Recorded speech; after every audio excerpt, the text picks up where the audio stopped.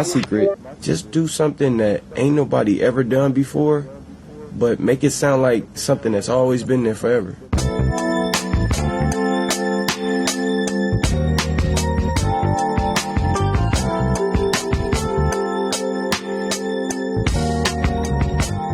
Hi, welcome to This Filipino American Life, a podcast that explores the nuanced experiences of Filipinos in the United States. At iba pa. I am Joe Bernardo, and I'm joined by my fellow co-hosts, Ryan Carpio, Elaine DeLellis, and Mike. Hi. See, you should do a shot, like, if you forget to say hi. I never know when you guys want me to say anything. I'm kind of just sitting here like, okay. you have to talk all the time. Oh, God. We talk because we talk. Today, we're actually going to talk about a very, very serious issue in the Filipino American community. We're going to talk about those brethren in our community who are undocumented. I think great topic. Yeah. This is a very good topic. And very timely. Yeah. Especially with our current president, who is not a big fan of our undocumented brethren. This is very important to hear from some of them. Mm-hmm. And hear their stories and their experiences. And we're going to hear from them a little bit later. But for now, I wanted to ask my fellow co-hosts, what are your experiences, growing up or even now with Filipinos who are undocumented? So I had a relative, an uncle who's now passed. As a young kid, it was kind of one of those, I don't know if he was kind of a nomad, he all of a sudden showed up in our house and started sleeping on our couch kind of thing. And I knew him as Uncle George, and that was it. And we were helping him out. And then only until probably after he passed did I realize that, he was undocumented. It was never really a thing. Mm-hmm. But we have a term for it in Tagalog. We call it TNT, right? What does TNT stand for? I knew it as tago ng tago, which means Same. hiding and hiding. Yeah. Right? Yeah. So usually it's like if the conversation would start like, that person's a TNT, and you kind of understood that they were undocumented. Mm-hmm. So I didn't really know about it until later, or even just I didn't know about it as a young person. In high school, maybe I knew more about it because of movies like Green Card or something like that, or even like instances where some of my my classmates would be like, I'm in the Philippines and I don't know if I'm going to be able to come back, or like things like that. But in general, it was a very of course, a very hushed and very quiet topic, and but you never really knew who was undocumented, but they worked here, they lived here, they went to school here. They were my neighbors, probably. Once in a while, you just hear, or I would just hear, like, "Oh, did you know that this person was undocumented?" I'm like, "What?" And I didn't know, and I imagine some of the kids that have been through that also didn't know that they were undocumented. I imagine, So, but that's mostly of what I've experienced or seen. I've never really followed through anyone who has gone through a process of going from undocumented to documented. Mm-hmm. So I don't know. It's all of it is like through story. Yeah. I mean, I know people who have gone through that process, and usually they marry, marry someone who's a citizen. Right. Either they're already partners with that person, or it's an arranged situation. And I know a lot of people who have been undocumented, right, or are undocumented right now, and I can't imagine it. It's just you realize how much privilege we have. Yeah, right? I mean, just think about like the desire to be here, right, and to stay here. Mm-hmm. So I know some folks who have no family here, and are here, who are like not documented and have stayed here for a really long time. Like to take that kind of like risk, to be here, and that's scary. That's something I would never know about, and I would, as a person who grew up here, I became a citizen through my parents. I would never know that fear of like not being able to, like if somebody reports me or something like that, or if anyway. Yeah, I mean, my experience is like I've known folks who were undocumented, but it's same thing, Joe. Like you never know, like you never know your privilege until you meet somebody who is just like they can't do things that I can do. Yeah. And then since I work at UCLA, there's a program there called Undocu Ally. So you go through a training. They go through a training where they give you resources about like how you can help. In California, it's called AB 540. That's the designation for students who would fall under like an undocumented status. And if you have AB 540, you can qualify for in-state tuition. You just have to prove that you have to show that you went to high school in California.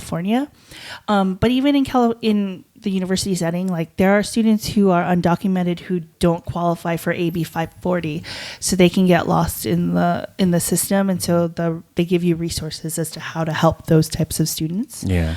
And they give you like similar to like LGBT trainings, they give you like a safe zone sticker. There's an Undocu Ally sticker that you can put up in your area, and I had it in my office in physics, and now I don't have it up because I think it's like the sticky part broke or it's not sticky anymore. But I do help, like I reach out to those students. And there was a documentary, I think, from like a student organization called Ideas, and it starred a Filipino American student, and it starts with her giving a speech about how she like didn't know she was undocumented, and like how you like she found out late. Like she found out like trying to get a driver's license. I think that was her story, and it's like that's something we take for granted. Like if I'm gonna apply for my driver's license, just go through driver's ed, and then I go through that, and it's really it happens. Yeah. I mean, this is huge in our community, especially the Filipino American community. What I think the latest figures is among the 4 million Filipinos in the United States, 271,000 are undocumented. That's more than Filipinos in Daly City. Wow. Yeah, it's insane how many undocumented people are in our community, and there just needs to be some resolution, and we'll get into that later. But it's really big, and I think people should talk about it more. People think in society they think undocumented immigrants is very much a Latino issue, but it is a very much an Asian American issue, a Filipino American issue. And even in my work, when I was doing I worked for this office that does like immigrant affairs, and I helped out trying to publicize different workshops. Different workshops, especially how to get a driver's license, because in California, if you're undocumented, you're allowed to get your driver's license. And when that was rolling out, I would actually get a call from this one Filipina who just heard about it and like was on our email listserv, and she would talk to me because she spoke Tagalog and she just felt more comfortable talking to me. And this one I forgot her name, but it's okay if you don't know her name. I'm not going to mention her name, but she would never say her last name. Yeah. And she goes, I'm not gonna say my last name. Yeah. Kasi TNT ako. Yeah. And it was just so heart-wrenching. And what I said earlier is like the fear, right? Like and you're Joe, but for her it's like if I give my last name to any kind of government agency or something, it would turn out bad. So yeah, I wish more Filipino Americans also kind of understood too what you're talking about, the privilege, right? Yeah. That this is not just an issue that we should be aware of, but like maybe an issue that we could help people actually go through a process or understand that there is a process. So yeah. Yeah, but sometimes I feel like a lot of folks, I mean, Filipinos, they voted for Trump like heavily. And so it's kind of like when you bring that up as not an argument, but as like to plead your case as to why it's not a good thing. They're like, oh, well, they're not gonna, it doesn't matter for us. Like they're not gonna go for us. Or like we waited in line, they cut in line. Yeah. So, but it's like it's not a line issue in my head. It's like it's like being treated like a human being. yeah. And also, like it's not like it was easy. Do you know what I mean? Yeah. It's not like they just decided to cut in line. You know what I mean? Like there's a desire for opportunity, and there's a reason. There's a push and pull, right? There's the pull of opportunity here that you probably wouldn't get in the Philippines. Mm-hmm. And to me, man, that's enough, right? That should be like that's. We could go into like anyway, empire and global capitalism Right. causing these migrant laborers to come here, but even this whole subject, like it's pretty touchy, but to take it back to TV, like On the Wings of Love, that teleseries, it's based on the fact that the female lead becomes a TNT. oh wow. So like she comes here with a chorus group, and then like a choir to perform, and then the group goes back, but she doesn't. She stays, and so she does cleaning offices and whatnot. Yeah. But then she has a tita who helps her out, and then she realizes like, oh well, you have to get married to stay. Yeah. So she gets married to somebody who's Filipino American, and has citizenship. And so, like, I remember thinking when I watched that show, besides the love team of James Reid and Nidu Lustre, which I love, that the whole plot of the story, that's pretty progressive. Yeah. But it's also like a common story, like that Filipino Americans and Filipinos all know all too well. Like, right? Like, I'm going to come here on a visa, and then I'm going to stay because I know I can make dollars here for my family. The whole purpose was to like help her family. Yeah. And that's so idiotic of what Trump is trying to do. Right. President Garbage Pail Kid, like you. Wants to build a wall, multi-billion-dollar wall, when most people take the plane. Take a plane. Tarantado siya. But speaking of the TV, I remember there was an old, what was that, Agamulak and Lea Salonga? It's called Sana Maulit Yeah, Muli. right. It's basically that. There was an undocumented kind of side story on that.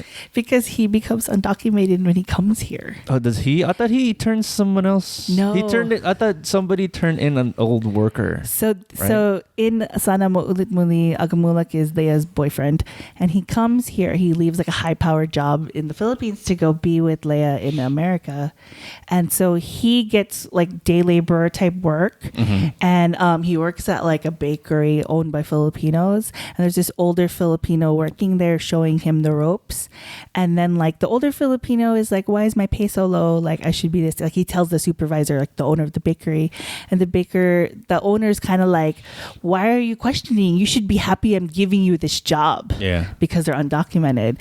And then because the owner felt threatened, he called INS, or I guess that's what it was called back then. Yeah. And they came and they take this old timer away, and he'd been in America for who knows how long.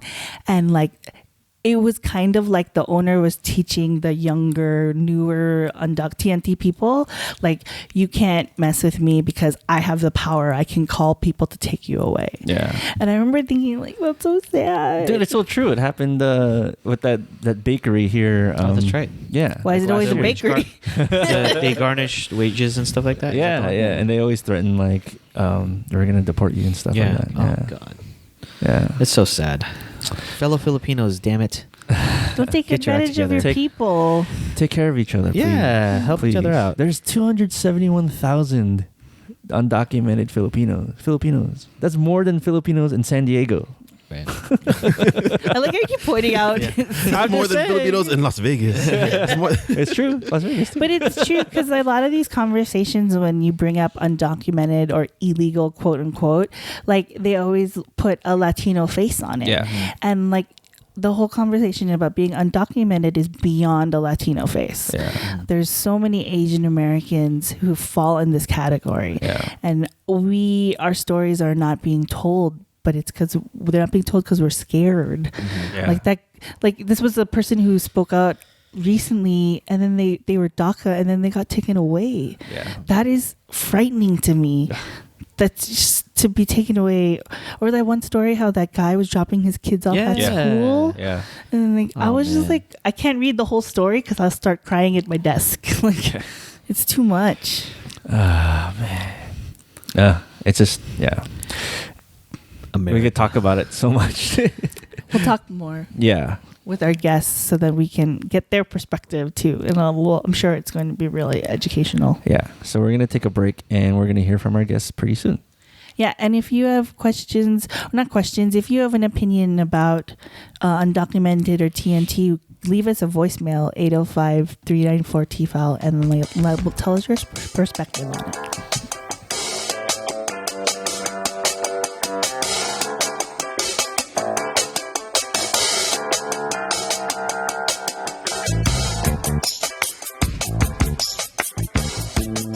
We're back from our long break. And today we have our two special guests who's going to talk about their experiences. And our two guests are Set Ronquillo and Vanessa Vela-Lovelace. Woot. Welcome to TFAL. Thanks. Thank you for having us. Yeah. Hello. Hello. Hi. Hello. Hello. So today we're talking about undocumented Filipinos and the undocumented Filipino experience. And I know you two from my other worlds and other lives. But Joe is a superhero in another life. He wears He wears capes. You're not supposed to wear capes anymore. Yeah. And you told me your experiences. I know about some of your experiences, but I want you to kind of tell our listeners what your experience is, being undocumented or formerly undocumented. So yeah, I just want to start with the question. When and how did you find out that you were undocumented? Anybody? Ladies first. Damn. Ladies first. Okay. Ladies first. So, I'm old as hell. But there was a point when I didn't know what I was going to do with myself, and I wanted to go to college, and I had these plans or whatever. I knew I came from the Philippines, right? I came when I was 5. And my dad was an alcoholic. I mentioned this earlier. So my whole thing was, I need to get the hell out of this house. I'm going to go to college, right? So I was this little goody two, whatever. I'm going to do my thing. And then I realized I was going to take the PSAT in the 9th grade, and I didn't have a social security number. So I was like, well, this is curious. I should probably figure out why I don't have a social security number. And my mom kind of hemmed and hawed for a little bit. And then, 10th grade, 11th grade, I was like still like pretty goody two shoes, right? Mm-hmm. I did like everything that you could do when you're goody two shoes in high school. I followed all the rules. I was in all the clubs. And then I found out I was really undocumented and documented. And this was 97, 98. It's the same time as 209 and 187 California. Mm-hmm. Pete Wilson was governor. And there was a whole mess of people talking lots of smack about, undocumented people. And I think I just kind of faced this feeling of like, wait a minute, those are not those people. I am one of those people, and I tell this story a lot now. Is that, I think it's one of the primary reasons why I continue to do like social justice work. But that feeling that, you have this dissonance of not knowing if you're a good person or a bad person. And everyone is saying like, in media, whatever, that you're a terrible human being or whatever, that you don't belong here and all of that. Mm-hmm. That was pretty jarring. And I think that kind of started my path to try to figure out, well, if I'm not a bad person, even though the policies say that I'm a bad person, perhaps there's a third way. And that's what I started to explore. Mm-hmm. So I was undocumented for about I came when I was 5. I am now 39. I was 28 when I finally transitioned my documentation status, because I got married and I had children. So between 28 and 23 years, I was undocumented. I don't know. Did I finish just telling you? No, answer your question? That's fine. Yeah. So for 23 years, I was undocumented. My parents actually were, interestingly, somewhere in backstory, they actually qualified for LULAC for the 1983. What is that called? Amnesty. Oh, okay. 86. But 86 amnesty, but they did not know that they had to update their addresses. Oh. So they actually never got the notice to show up. And then every single policy that shifted, like family reunification, driver's licenses, whatever, all that stuff happened while I could have been on that was good on one side. And then as soon as the policy shifted, I was no longer good. So I could have qualified for a path to citizenship several times over if the policies had not changed like overnight, basically. And let's see, what else should I say? My parents went through this process called suspension of deportation, which was a kind of like a Hail Mary pass. There's only like 50 people who get to do this throughout the entire country every year. Oh my gosh. As there were 2 of 50 the year that they did it. This is 98. Oh my God. And so the goal was get them in first, and me and my brother would get petitioned by them after. Yeah. But then we didn't hear anything at all from like 98 onwards. And I graduated high school in 96. So 2 years, like when it's always like, up in the air. And then nothing. So I was like, just living undocumented from 96 through 2003, 4, 5, 6, 7. So that's like all of college? All of your college, because I didn't go. Yeah. I went, I told it backwards. Anyway. So yeah, during that whole time, I just kind of this is like my nonprofit story. This is when the nonprofit story started happening, because I figured if I wasn't going to be a bad person, right, I should probably do something. So I went and did like nonprofit programs during that time. I did a whole bunch of nonprofit programs. This is also why people think I'm from UCLA, because I hung around a lot. Just trying to figure out what could I do that was positive, that was constructive, that wasn't destructive, because I did that too. And so that's how I got caught up in Filipino world, nonprofit world. And actually the reason why I have the work that I do now. So interestingly, a couple years ago, about 4 or 5 years ago, my brother gets a letter from Homeland Security saying that he's going to get deported. Oh my God. And yeah, this is the roundout of my story, so I'm trying to do it really fast. But so he gets this letter, and we're like, what the heck? What does this mean? He's finally gonna get deported. It was me and him that came from the Philippines to America as kids, right? He was 3, I was 5. And my mom went to go find out more information, like what's next, how can we appeal, all this stuff. And they couldn't figure it out. So it took a second, like a couple months, and they found out eventually that, get this is the craziest part. The A number, the alien number that's associated to our account, whatever, someone slipped and typed in the wrong number. You know how like in the keypad, yeah, right? So it was a 6. It should have been a 9, something like that. Okay. And we were supposed to have been approved for our citizenship or our permanent residency in 98. Wow. Oh my God. Yes. So from 98 to about 2006, I didn't need to live as an undocumented person. So through like governmental errors, you were living as an undocumented person. And that's why I'm a tight ass. I'm like, fuck that, because that's like life, you know what I mean? That's life. No. But yeah, it was very real. God. It was very scary. I was driving undocumented. I had no license. I couldn't travel. I worked under the table. All this stuff. So like with your brother's situation, because of that, your brother became everything worked out. Yeah, luckily, but that's also like a whole chunk of his life. I mean, when he finally transitioned, he was 32 or 3. Oh my God. Yeah, I mean, you imagine when he graduated from high school, he had enough credits to be a junior in college, right? So then he couldn't go back to college until like now. 30s. But yeah, I mean, that's like 12, 13 years. Okay. Oh my gosh. Yeah. How about you, Set? How did you find out? Another mezcal.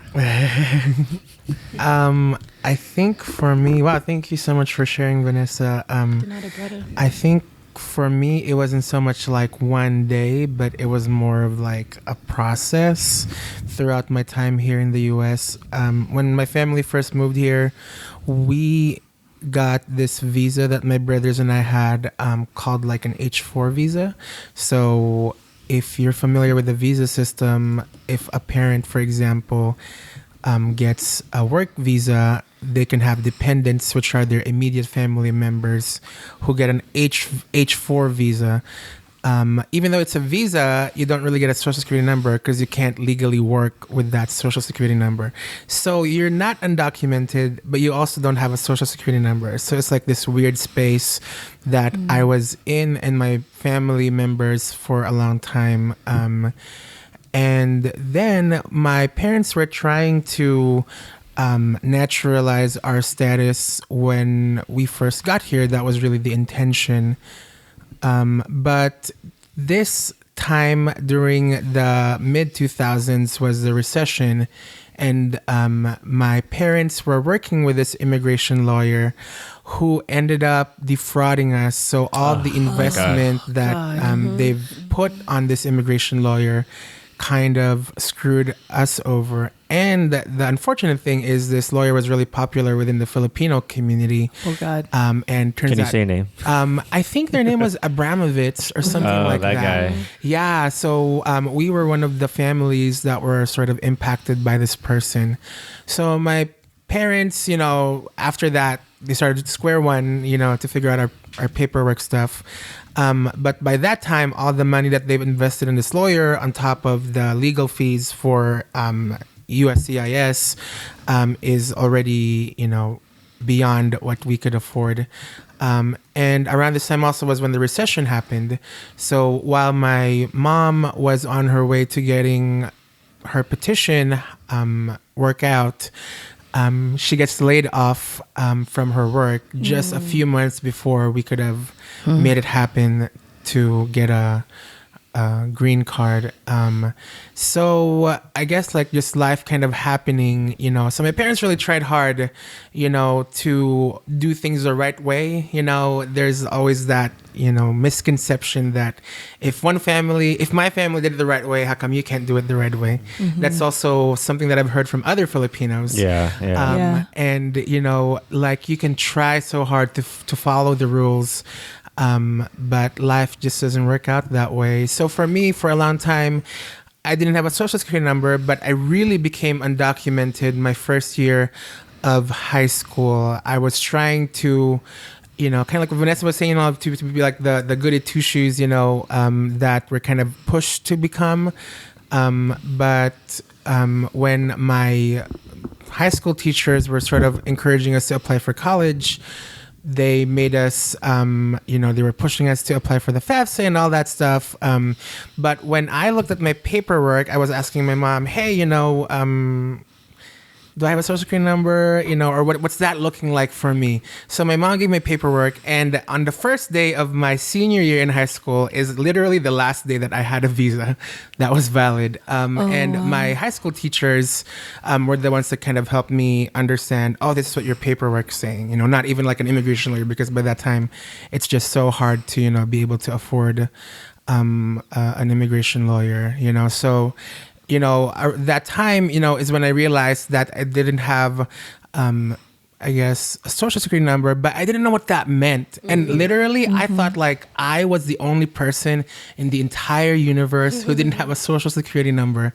I felt so alone. And my family also felt really alone because they weren't in touch with other community members that were familiar with, the undocumented experience. And a lot of the Filipinos that they knew also weren't were very much just in the context of like church, very conservative church, that weren't really engaged in different issues. So long story short, there's no short way to say how I figured out that I was undocumented. It was really a long process, from the moment I got here to my first day of senior year in high school. Oh my gosh. So how did your parents like explain to you both like these things, or what was kind of... Okay, I guess I'll go. I guess with my family, even moving here to the U.S., we didn't really know that we were moving to the U.S. until literally it's been a month since we've been here.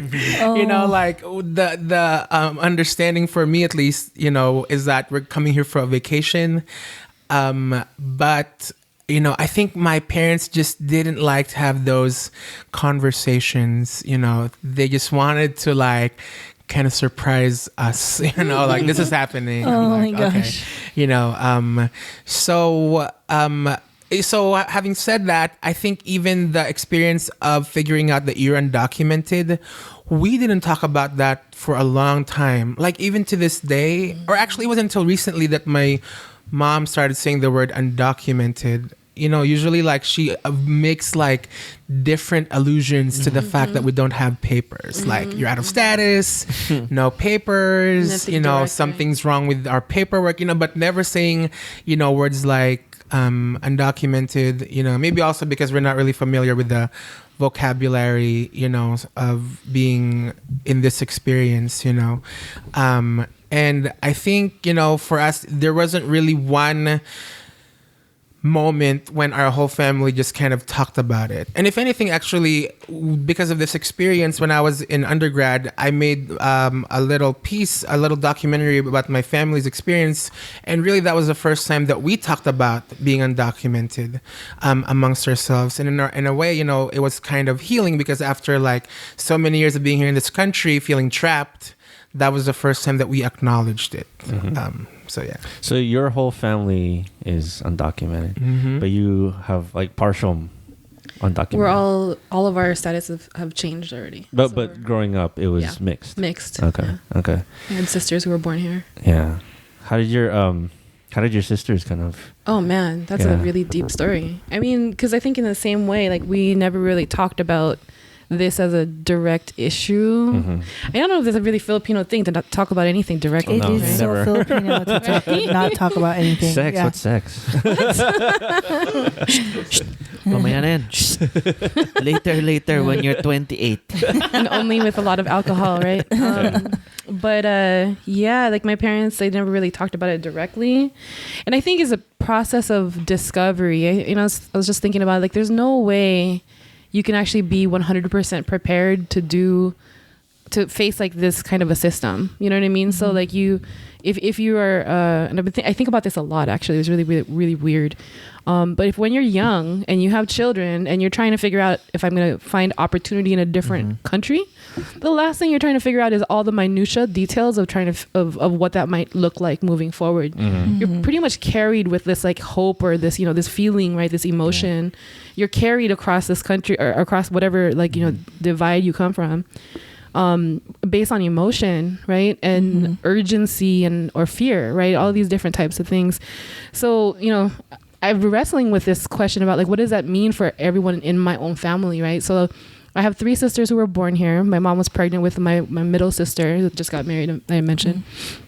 And it was interesting because to some degree, we all spoke English. We didn't all we all transitioned in our own ways. My dad was able to get a job and, provide or whatever. And, we did our thing, we were fine. But I think there was a point when I realized that being undocumented required having a bank account and having access to a car. And at some point, my little sister, when she turned 16, had a bank account and had a car. And so I actually assumed her name and was driving her car. I was paying it off too, but whatever. I mean, I was using her information, right? So it was like this really interesting dynamic where they had to basically be our bridge, me and my brother's bridge. Their names were on our cell phones. Their names were on our bank accounts. Their names were on our like our as taxpayer. a second, or just they were the ones. They were the ones. Yeah. Oh, that's how I got Because they my were job. born here. Yeah. Yeah. But yeah, so that actually really happened. And I think, my parents had, so I don't know about you, but like when you have like children whose, ages kind of span this crazy amount. So I was 14, my sisters were 7, and my baby sister was born, right? So it was a 14-year difference between all of us. There's 5 of us total. That's 3 different age groups and 3 different times in our family's history of how like they knew how to parent. Yeah. You know what I mean? Yeah. Like, so they didn't know shit when it was just me and my brother. They kind of learned some stuff. We got into a house, right, with my sisters. And then they figured out, and they made all their mistakes, figured it all out, and did it the right way with my little sister. So she has the most like, traditional experience. But it was rocky, and everybody played a role. There was like that bridge. My sisters were the bridge. They have a lot of resentment for having had to do that, especially with my brother because it took him a lot longer. Yeah. Is it different too because like your brother is the only boy amongst your siblings, so like you're a woman, and so if your sisters if you act as your sister, like no one's gonna question like you being your sister, right? Yeah. But how does that work with your brother? Yeah, he was kind of in a crazy place. Well, my brother's a totally different story. You probably would have a whole show just on him. Because, he didn't really have very many problems. He was making a lot of money at some point as an undocumented person because he knew how to sell stuff. Oh, okay. He's a little bit of a hustler. So, so you kind of touched upon it, but for both of you, what were some of the privileges and rights and that you wish you had, and like but everyone else had, but something that kind of was vividly impacted in your memory that you feel that you didn't have that privilege, you didn't have that right. Some of the mundane things that citizens they said like people not having a social security, like but taking the PSATs, but Set, like can you expand? Like back then or Back even then, today? or even Whatever, today, yeah. I think like when you asked that question, I think more about right now because I was talking with a friend who was also undocumented, and they said to me that planning out your life is a privilege that undocumented people don't have. Because like you may have aspirations for yourself, but because of just so much uncertainty around politics, whatever's political is so personal for undocumented people.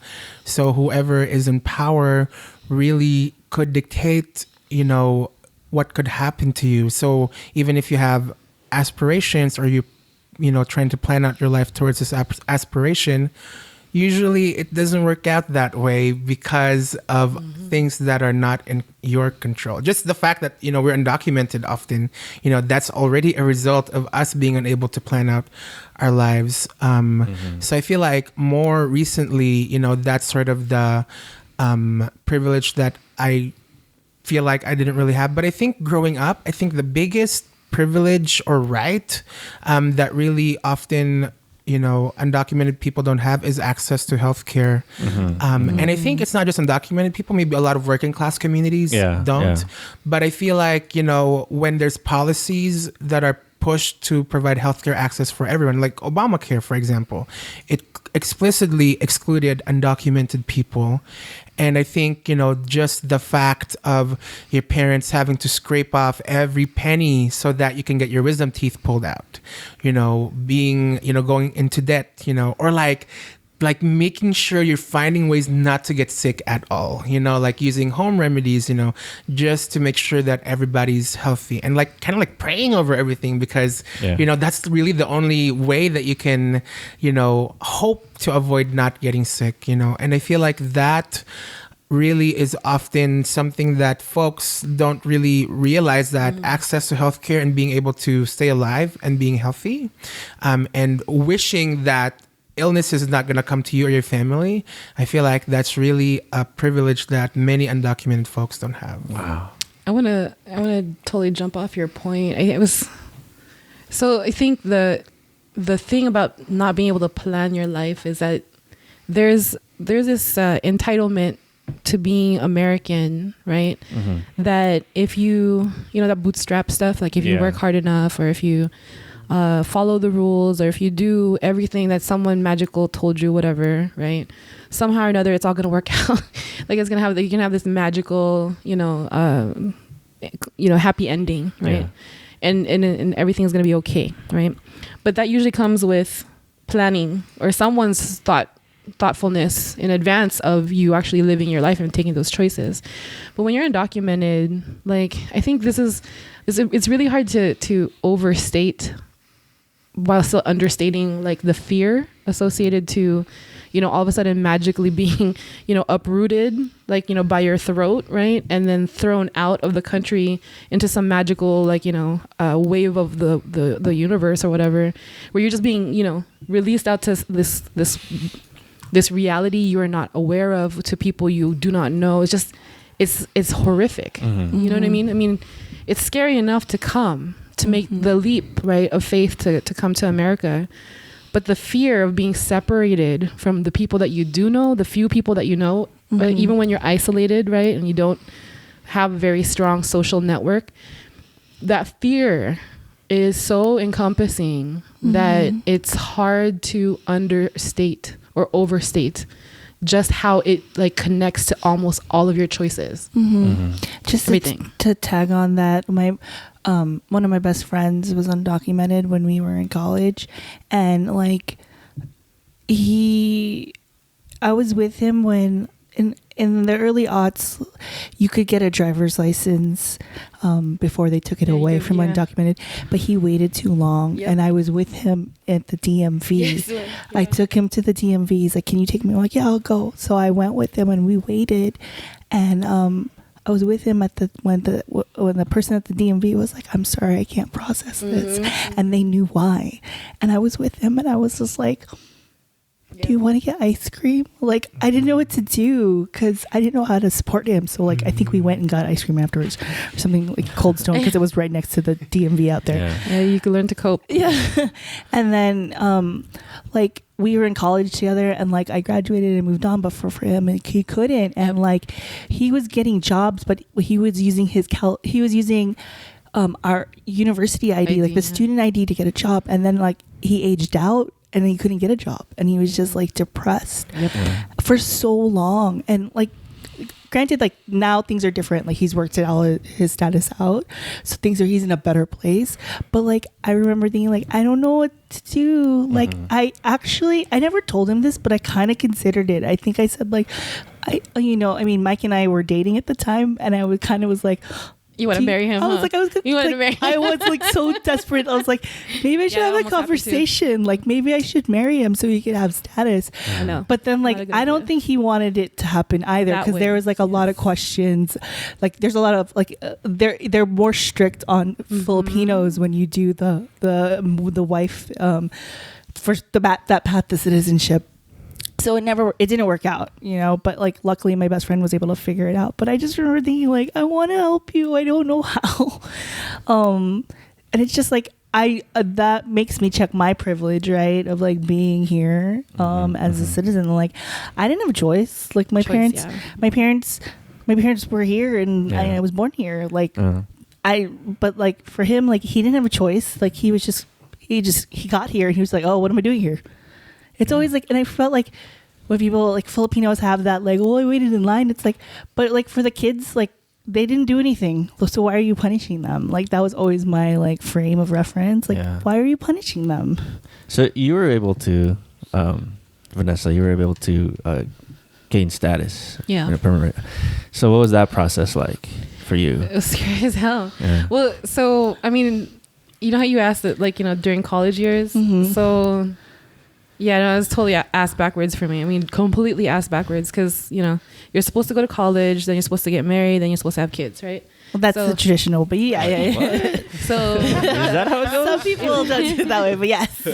Yeah, well, I'm one of those people who didn't. So I got pregnant first, and then I got married, and then I went to college and was working full time when I finished my master's and my bachelor's and stuff. So I mean, like complete uphill fucking battle. So a lot of the edge in my voice has been because of that course. Like I've had to be tougher to make that happen, right? Because you know how usually like in the course that people tell you, right, you're supposed to struggle, and in the course of that struggling you're supposed to like break open and be okay, right? But no, like this way you break open first, and then you struggle some fucking more, and then you break open some more. And it's just like, come on now, like seriously, I can keep on breaking, but what's the fucking point of that, right? Yeah. Point being, we got pregnant. I was with my husband, my boyfriend at the time, for 5 years. I had like no interest in getting married, because it was a principle, right? Almost like, why? I'm in process. I've been waiting for my paperwork. I don't need to get married. I can just wait for my paperwork to come through, right? So then, the baby comes along, and then we had to have a serious conversation. And I think this was like, my son is now 12 years old, and so we've been married now 13 years. Been together for, 18 freaking years. I can't even believe this, right? I'm married for, oh my God. So I feel like I'm only 17. That's why I'm like, wait, what? I know, right? I was like delayed reaction. I'm still 17. Sorry. No. You shouldn't have given me the missed call, man. I'm just kidding. Okay. You're not 17. You're perfectly fine with it. I'm 39. Yes. Okay, so I'm 39. Anyway, so yeah, I got married. And that was a scary process because of that thing that you were saying, right? Like The stigma. Your life. the stigma, like everything had to change really fast. It was really scary because not only are you thinking, I have to justify my relationship. Nobody else has to justify their relationship ever. Yeah. But I had to justify my relationship, and the only proof that mattered was that I had a son. And that's like, it's almost like, how do you find like, like self-value when someone is trying to tell you that your self-value is not evidence enough unless there's someone else that's created as a result of that. You know what I mean? It's just it's just a total mental mindfuck. Yeah. How about you, Set? Have you ever thought of taking that route and becoming, That's another question to ask him. Like getting married? Actually, it's funny you ask that because when I was in my senior year in high school, when I realized that I was undocumented, my mom was kind of, hinting at me like, hey, maybe you should get married, and like my high school teachers my high school teachers were like, I had a really close girlfriend in high school, and they were like, maybe you two should get married and then you can adopt your younger brother so then he doesn't have to go through what you're going through. They said it jokingly but kind of seriously also. I think they also said it with good intentions, which I totally understand because they were just trying to figure out how to help me, a person that I was undocumented. So for a long time, that thought of getting married for papers kind of has been floated around in my radar. But I feel like for me, getting married at 18, like, that's a tough decision for anybody. Yeah. But even like, not just so much, it's a tough decision, but just imagining like you're gonna be like, for example, if it's like till death do us part, I'm like freaking 18, like I have a whole life ahead of me that I want to be able to explore, know. I don't want to be thinking of having to provide for somebody or somebody having to provide for me, I just feel like, well, clearly I'm not married still, so, it didn't work out. Yeah. So how did you make the decision to be public about your status? I think for me, like everything, it was a process also. When I learned that I was undocumented, like I said, I thought that I was the only one in the entire universe that's undocumented. Kind of like I go back to the story of the first X-Men movie in the early 2000s, when Rogue / Anna Paquin, I don't know if you all saw that version, Rogue makes out with her boyfriend and then all of a sudden he like passes out because like she realizes when she touches people, they kind of die, But then, she was like, oh my gosh, I'm a freak. I'm like this mutant. I don't know anybody else like me. So she runs away. She bumps into Logan, / Wolverine. And then like they end up in like Professor X's university and meet all of these other bunch of like undocumented, people or like mutants, For me, like I resonate a lot with that sort of story because for a long time I thought I was the only one that was undocumented. And then I realized when I went to UCLA, there's like these other 30 people in this group that were also undocumented. And there were people that were like doing something with their, that were making something out of a bad situation, that were also undocumented. I was like, what? I'm not alone. And there's like 100 other people like me. Turns out there's 11 million people just like me, And, I've always thought of like, I've always seen these people like pushing for policies that would benefit me and my family. And I feel like it's kind of unfair for me to just kind of wait for these policies to come to me without working out my space in this movement, and I think the other challenge, of getting involved originally for me in immigrant rights organizing, this was like early 2000 teens, 2010, 2011. For a long time, actually, I was the only Filipino, or even on a bigger context, I was the only Asian / Pacific Islander in a lot of immigrant rights spaces that I was part of, and my mom used to tell me like, kasi yung mga Pilipino like wais sila. Like she was saying like, they know better than like to do what you're doing, which is like exposing yourself, yes, totally. I feel like it was a way for our family, to try to survive. I've met a lot of Filipinos that are undocumented also who have been told by their immigration lawyers, if you don't rock the boat, you'll be fine, And I feel like that's that narrative that we're often fed, that if you're quiet, you'll be just fine. But I feel like in a way, when I first got involved, when you're more quiet, when you get taken by ICE, no one even knew that you existed because you weren't, making connections with other people, But I think I can't really say that anymore today because, as you might have heard in the news a few weeks ago, an undocumented youth was taken after speaking out in a press conference. So maybe the politics today is a little different, than when I first came out as undocumented. I just felt like, I'm sure there's other people that are feeling really lonely, just like me when I first learned I was undocumented. Maybe by putting my voice out there, maybe someone could realize, oh man, I'm not the only Filipino person that's undocumented, man, I'm like not the only undocumented person in general, and also, I feel like, you gotta fight, for the rights that you deserve. I think there was this quote, I think it was Martin Luther, or I can't remember who it was, but they say like the oppressor does not give freedom to the oppressed. The oppressed has to fight for it. And I feel like for me and a lot of folks that are coming from marginalized communities, we can't expect anyone to give us our rights, or our freedom. We got to fight for that freedom. And I feel like that's sort of that impetus that kind of pushed me towards getting more involved and, coming out as undocumented. And I imagine like, there's no like support group.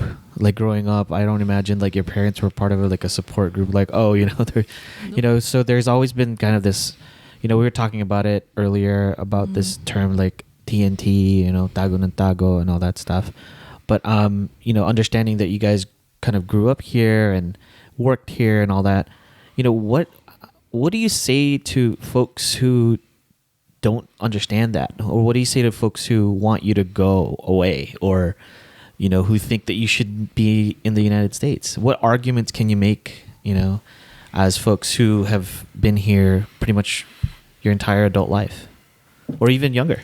So I'll take this one. Yeah. Because you're so great, Set. Like, amazing. Thank you so much for being you. I have many things to say. First thing is that there are always people who are against undocumented people regardless.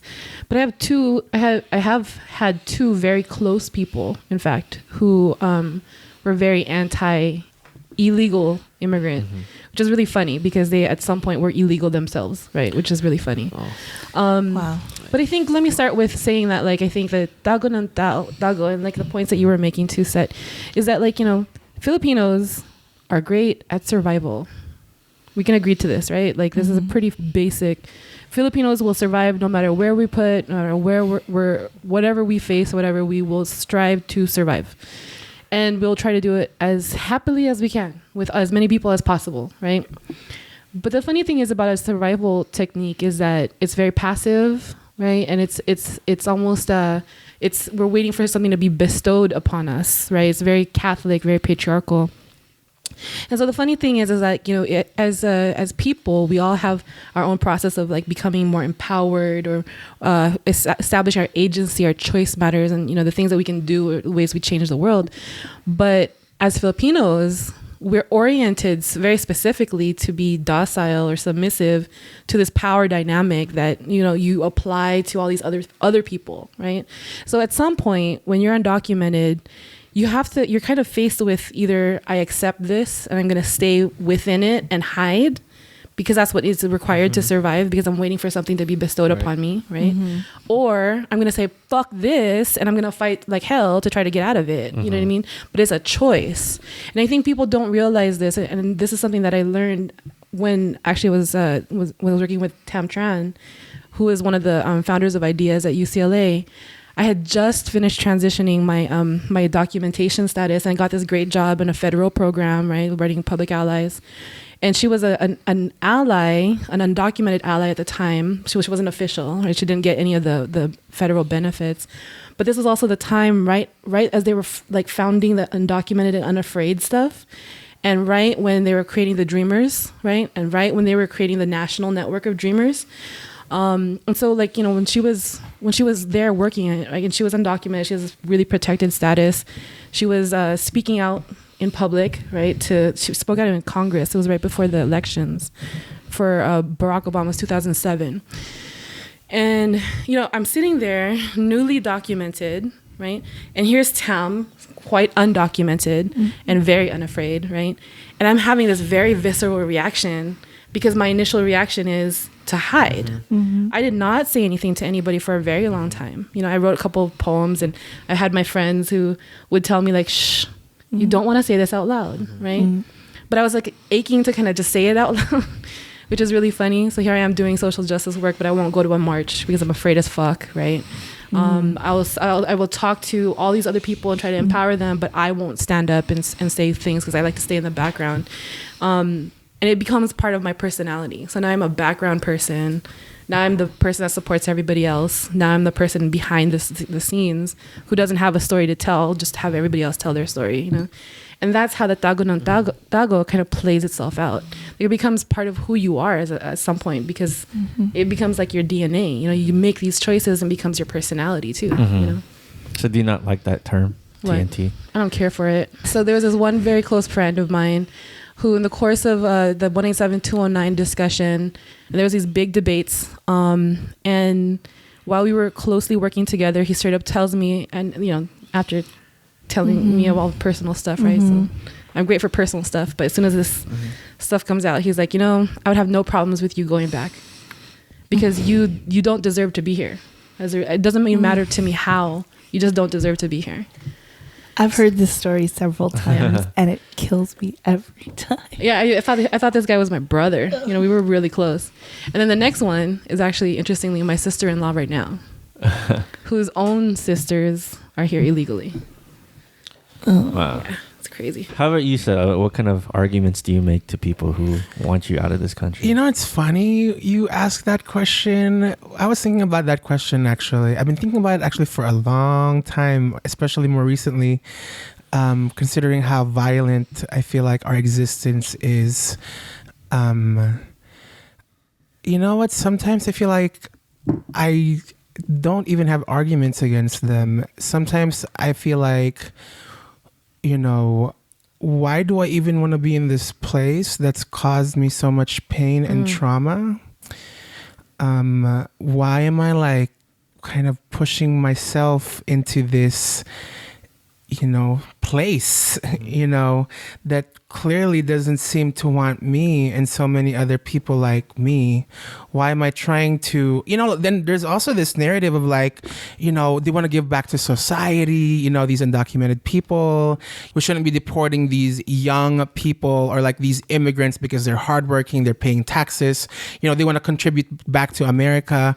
I think most immigrants don't come to the U.S. thinking that they want to contribute to this country. Usually we come here because the U.S., you know, has like these foreign policies, you know, that kind of cause us to need to go somewhere else for a better place. Yeah. You know, why is the better place always somewhere else? Why can't the better place be in the countries where we originated from? You know, and recently I've been thinking more and more, you know, about, you know, where do I see myself in 4 years, in 5 years?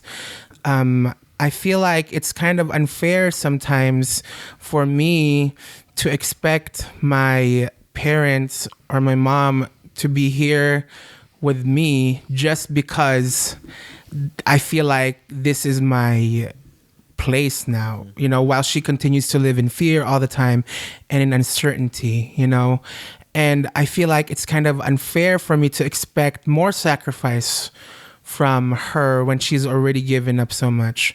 Even my mom doesn't feel like, she doesn't know how to relate to that, term American. Even me, like this podcast is called This Filipino American Life. I don't even consider myself American. I used to think I was American.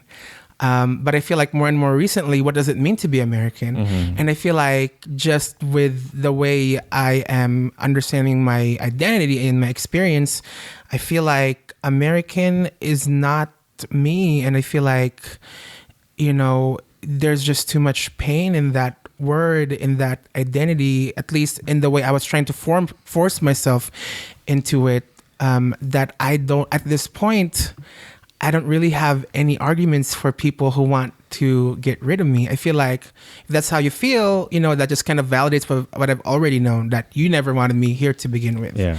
And I feel like this is like more like a cynical, view of my experience. But I feel like for a long time I've been taught, fight, sometimes you get tired of fighting, right. You're tired. Yeah.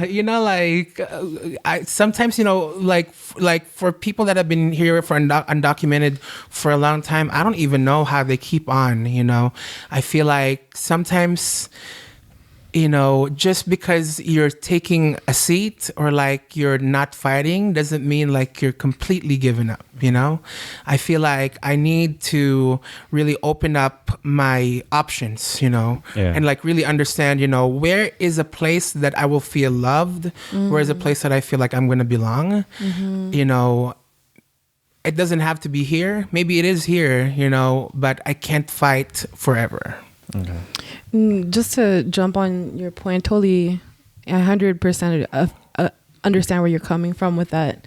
But having children, African American children, biracial Filipino American, African American children, I have no choice. This is my home now, regardless of whether or not I don't feel welcome, regardless of whether or not I have these very close people who say to me, you are an exception to this feeling that I have to these quote unquote illegal people, whatever. I don't have a choice on that, right? And I think that, I think that there's a discussion there even, right? There's certain things around like, being open to where your life will take you that's still like full of possibility. But at a certain point, you kind of just get edged into these options rather than, right? Being able to make an active choice around what your options are. So at this point, what do I say to them, just to finish out your question, is like, fuck you. Because, you just get tired, right? But then you catch it back up again. And you're like, no, I have children. I'm going to be more of a tiger mom now. And as a result, you're not going to make anyone. And my advocacy has gotten bigger as a result. I'm now far more fired up about all the different ways other people are not allowed to have their dignity. Yeah. So with that, what are some strategies that you've taken or you're planning to take in surviving like the Trump administration? I'm still learning. I don't know. Yeah. I'm working on it. But I think the first one is staying connected, having a lot of parties, doing a lot of hanging out. This is a big one. I think this is a really big one for me. I've fought saying it out loud to people for a very long time, but I'm coming to a place where I feel like I need to release it and transform it to something else, because it's time to kind of make life something more than just reacting to this. Yeah. It's been 20 years. I'm done with it. I'm ready to move on. But then too, I think the last part for me is that like, I think it's time for me to focus on life and not just reacting, if that makes any sense. Yeah. It's like, my one friend, our one friend, Alfie, used to tell me, you're really good at fighting. I'm really great at fighting. I'm not so good at living. So I'm going to figure that one out. Huh. I think for me, one thing I feel like that often happens in social justice work, or when you come from a community that's marginalized or oppressed, I feel like sometimes folks kind of romanticize that experience. Kind of like what you were saying earlier, you know, like you need to struggle to like let that beauty out of you. But, you know, so, like, I feel like we romanticize these experiences, you know, and I feel like a few things for me is I need to acknowledge that if I'm not happy, I'm not happy. You know, if I feel angry, if I feel sad, I need to carve out that space in my life to feel, you know, and to really embrace that feeling, you know, because if I just ignore it, I don't feel like it's beneficial for me or for the people around me. And I think also, you know, with all that's going on, you know, every day there's something happening. Every day there's a list of laws, as you were mentioning earlier, Vanessa.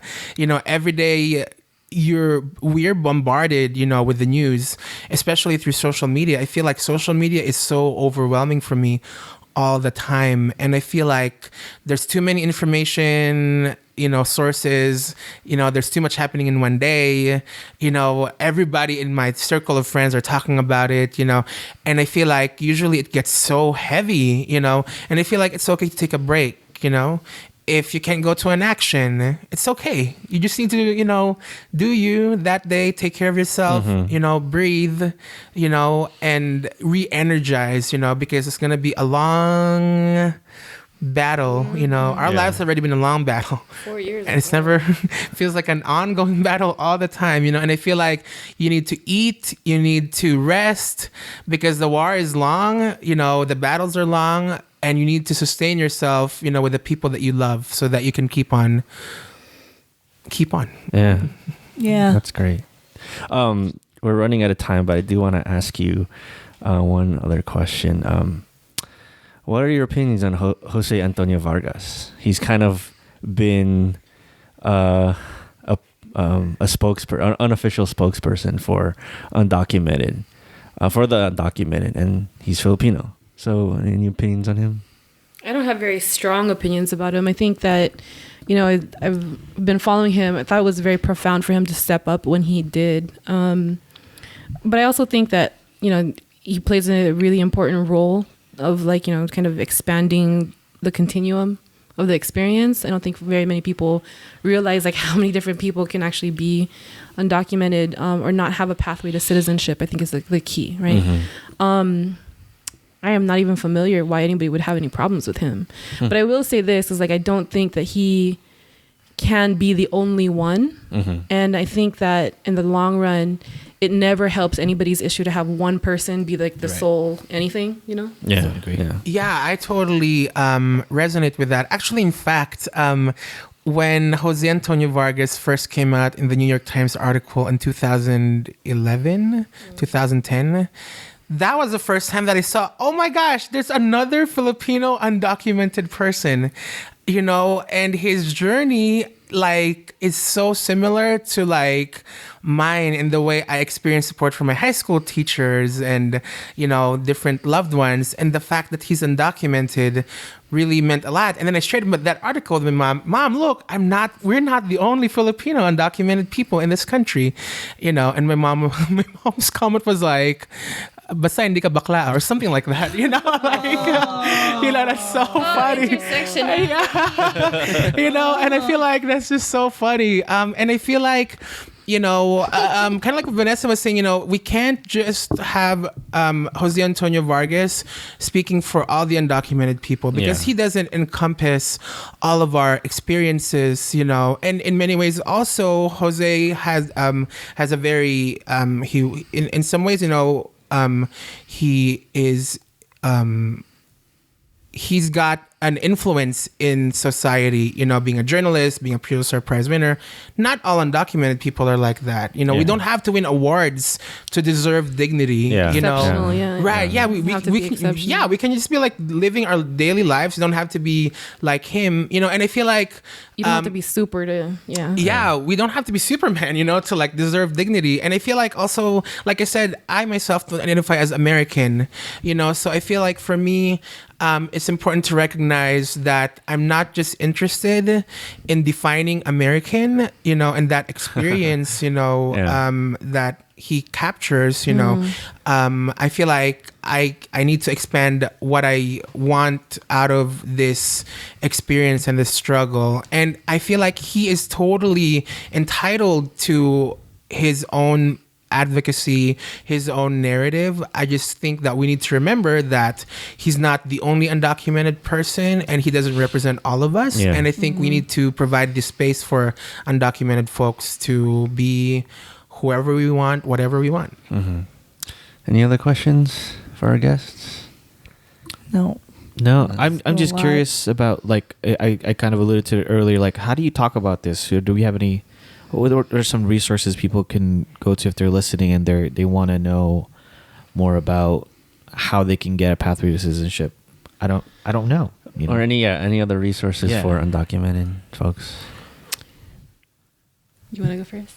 I think for me, I don't know any resources per se to help people get papers, but I feel like if you're undocumented, you need you there is a place for you. So, for example, here in Los Angeles, I'm part of an organization called Uplift that's housed in Asian Americans Advancing Justice. We're a space for undocumented youth that are mostly Asian Pacific Islanders. A lot of us are Filipino, also ironically, or funny enough, and. We are here for each other and we're here for you. And I feel like, you know, if you're Filipino and you're undocumented, you're not alone and you need to realize that we are here for you. And it's up to you when you want to, you know, reach out, you know, that's totally up to you when you're comfortable. But just know that there's other people like you. We're here to support you and that you don't have to go through this experience by yourself. And I'm sure there are other groups outside of LA. Right, outside of LA. Lots. Yeah, there's lots. So I've been fortunate enough to see a bunch of organizations, but I will start with saying, like, if you have this particular issue, the first thing that you need to do is remember that you're not alone, just like you said, but that to be persistent, because I think that in this day and time, like, everybody's hotlines, everybody's like numbers are being so flooded right now that it can get very discouraging to find like the resources that you need to get through it. With that being said, I love the Filipino Worker Center. Aki is an amazing Shout advocate. out to Aki. Yeah. Aki is personally the person who I went to for support. And Lolit there also is an incredible resource for people, Filipino people specifically. But if you were to look for other services in case you have deportation issues or whatever, I think you should look at folks like Garesen, Public Counsel, Chirla. There is going to be the LA Justice Fund, which is specifically for people in deportation hearings, but that's mostly going to go towards nonprofit organizations who are going to be servicing the needs of the community. But I will say, keep reaching out. I think being persistent is the biggest key at this point, and not be isolated, because I think isolation kills. And then those are a lot of resources in LA. I'm sure there's a lot in other cities throughout the Oxnard country. Cause, Oh, Oxnard. they do great work. Nice. Central. We also have listeners in Texas and red states. So maybe reach out to there, see if there's any similar resources, similar communities out there. There's AAJC, Asian Americans Advancing Justice in Asian Texas? Law Caucus. Oh, that's in the Bay Area. I don't know about Texas. There's another one in Mississippi. So there's some regions. There's a regional. lot. There should be a lot. Right? Well, thank you so much. I really, really appreciate you sharing your story. No problem. You'll me a drink. With us. Real quick, I know, Set, you have a movie coming out, and did you want to plug it real quick? Oh, yeah, sure. Go for it. My piece will be in the Los Angeles Asian Pacific Film Festival this coming April. I'm not sure what the date is yet, but if you're in town, I believe it's part of the youth program, which is often free screening. So awesome. hope you can drop by. What's the ano name yung of your pangalan? short? It's called Story of Self. Okay. Yay. Nice. Cool. Well, thank you so much. Yeah. So thank you. Subscribe to TFAL rate us on iTunes, like us on Facebook, This Filipino American Life, follow us on Twitter at TFAL Podcasts. And what are your thoughts on undocumented folks in our community or undocumented people in general? Leave us a voicemail message, 805-394-8325. That's 805-394-TFAL. This Filipino American Life is produced by Michael Nailat. Our intro and outro music is by Roger Habon, aka 10.4 Raj. Resident reality checker Girly Colado, legal advisor Rianne Fajardo, and graphic design by Vincent Collyer.